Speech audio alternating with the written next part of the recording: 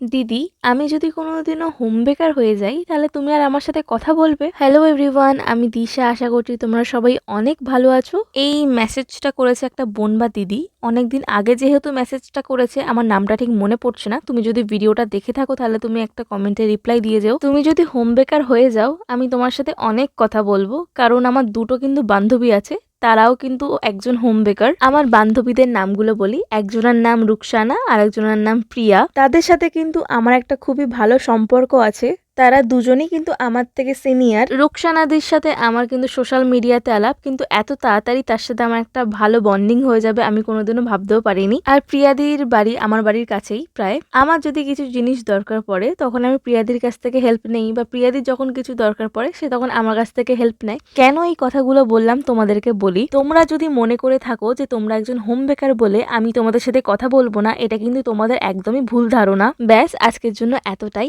এবার কিন্তু নেক্সট ভিডিওতে কথা হবে।